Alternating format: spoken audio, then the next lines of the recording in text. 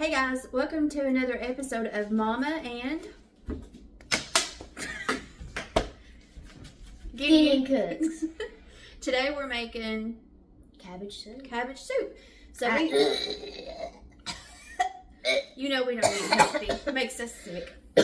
Well, but maybe I can have pasta tomorrow. Probably not tomorrow. So tomorrow is Sunday and we go to church on Sundays. So my husband and my mom and my Aunt Missy and my sister-in-law Tiffany, they all like cabbage soup. So I thought I would be nice and volunteer to make it. So I'm going to go ahead and make it tonight.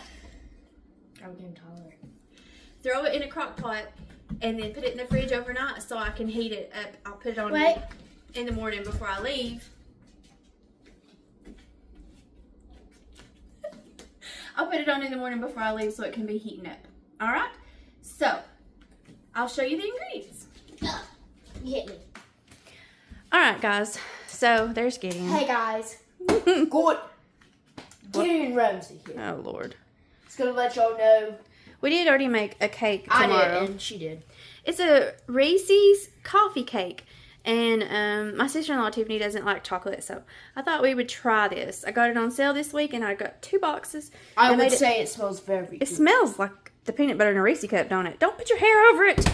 Lord. Anyway, we're letting that cool. We have a fly in the house. It's fly season. And we also got a moth. Okay. We also have a moth. We have a moth. It's been there for... And a baby spider. It's been there for 2 days. A baby spider in my bathroom. Oh my gosh. Alright, so this cabbage soup recipe is actually from my Aunt Brenda. She made it and everybody loved it, and she did unfortunately pass away. We lost her. But she did give us this recipe. So, as you can imagine, cabbage soup calls for cabbage. And funny enough, a lady from church named Brenda gave me this head of cabbage. Shout out to her.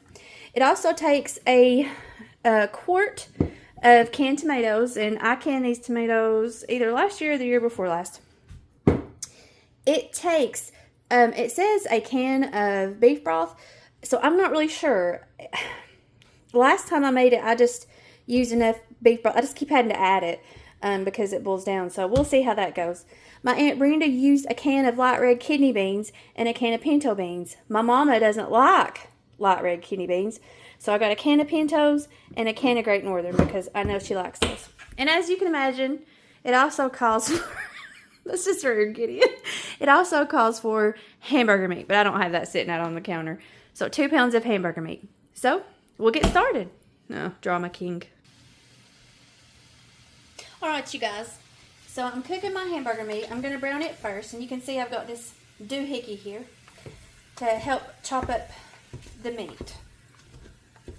And then, once it's browned, I will get the grease out, and we'll go on to the next step. But while this is cooking, let's see if I can flip this around and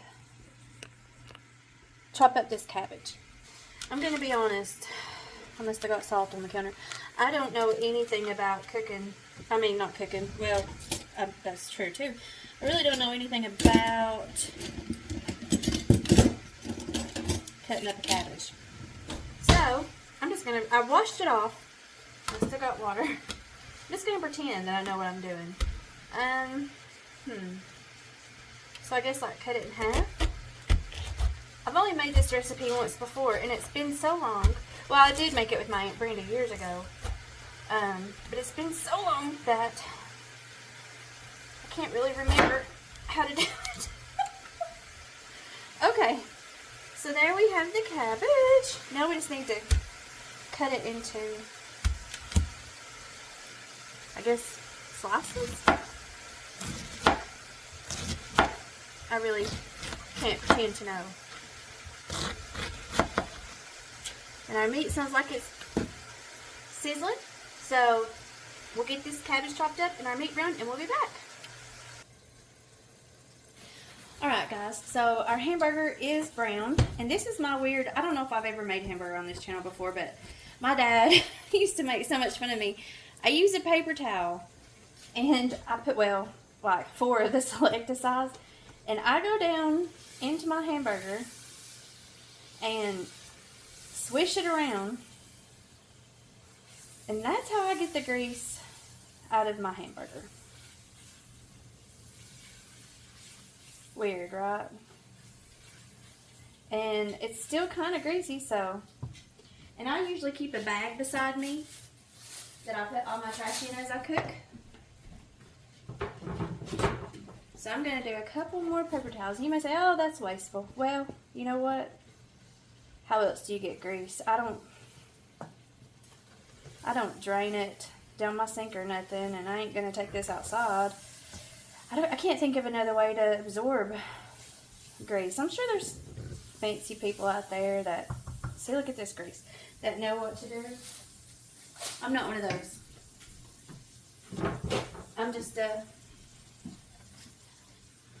I am just a southern home cook.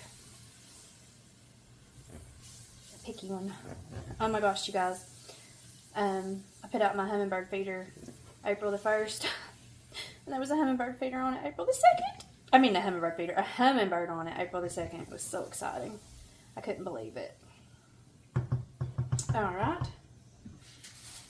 So you can see that most of that grease is out of there. And it's chopped really well. I'm thinking I'm going to, I can't remember if we set the hamburger to the side or if we leave it in here.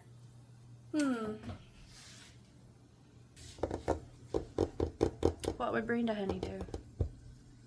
I'm thinking she wouldn't take the hamburger out. Don't know what to do. We'll just leave it in there. Okay. So at this point, we're going to add in probably like half of this beef broth here. For now. We'll see. I'm hoping my pot's big enough. And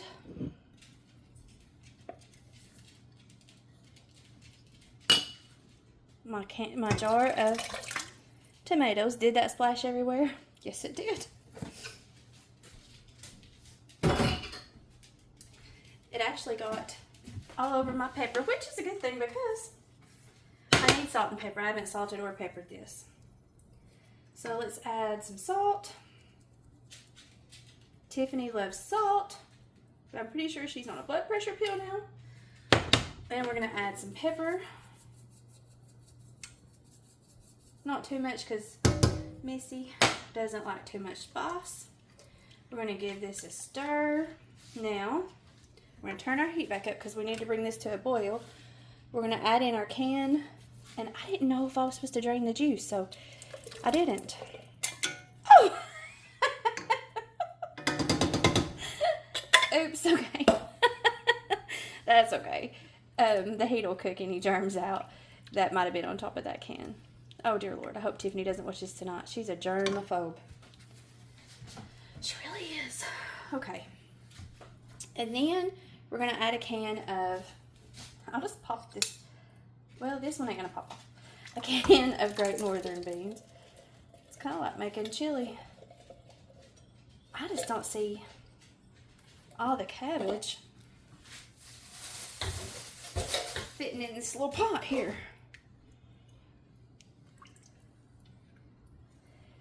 I don't know, y'all. So maybe we should, this is it. This is how it looks. Beefy cabbage soup. There's, you can see my tomatoes in there. Ugh, I would never eat this. I mean, never say never, right? If I was starving, I would eat it. Or, you know, I'm not too good. I would not choose it. And now I have this huge bowl of cabbage that I've chopped. Huge. And I'm not sure if it'll fit in there, but we will see. I'm going to let it come to a boil first, though, okay? I'll be back. You know what they say, a watch pot never boils.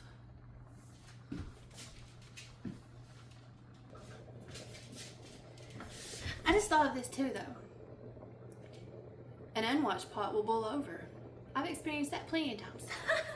Okay, you guys, enough of my corniness. All right, so we're starting to get a little bit of a boil here, so I'm going to try to add a little bit of this cabbage. And I did like take the stalk out or the stem out of the cabbage. I didn't cut that up. So I'm just gonna try to add it in a little at a time. At least I thought I got all the stalk, but that could be some stalk. I'm no pro. Okay, I'm gonna stop right there. I'm gonna try to get this down in there.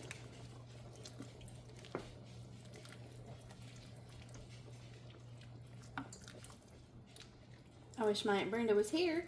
I wish I could do this with her again. I would feel a little bit better about it.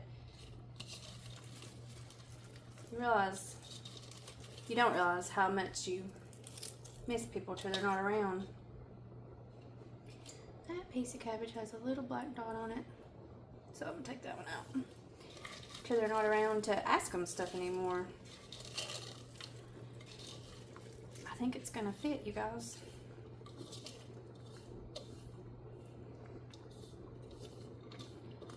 Alrighty. Now I'm gonna rinse my hands off.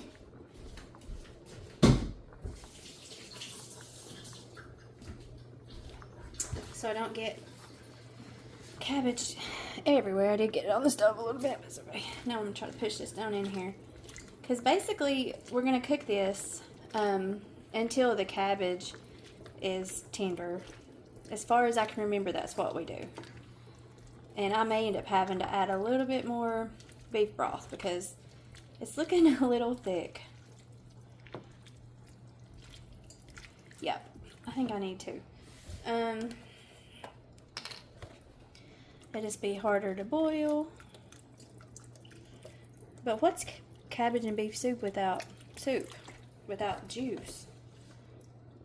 And weirdly, I think I can smell those beans cooking in it. So I added a whole I ended up using an entire 32-ounce carton of the beef broth. And her recipe literally just called for a can of beef broth, so I would think those would be much smaller. Alright, so I'm just going to wash this and make sure it doesn't boil over. I do have it on high heat. And let it cook down. And I'll be back. I think I forgot to stop recording that last time. But I was just saying I did find this handwritten recipe. And I don't know if that's my Aunt Brenda's handwriting or possibly my Aunt Missy's. I don't recognize it. But I did have that tucked behind where I had wrote the recipe, so that would be sweet if it was hers. Alright, you guys, I'm back, and you can see this is cooked down quite a bit. The cabbage is a lot more translucent. I don't know if you can see that. I guess I probably cooked it for maybe 20 minutes. Gideon's come back in here looking at his Pokemon cards. Maybe 20 minutes. So I really feel like that cabbage is getting better. I did call my mom because I was curious. I was trying to remember how my Aunt Brenda made it. And she said Brenda used to cook the cabbage in a separate pot in the beef broth. So while she browned her meat, and that's how she cooked it. But I think this will be okay. I just kind of made it a one-pot meal. See, part of the cabbage still looks a little bit tough to me, which I don't know if I'm even supposed to have that part of the cabbage in there. Let's see.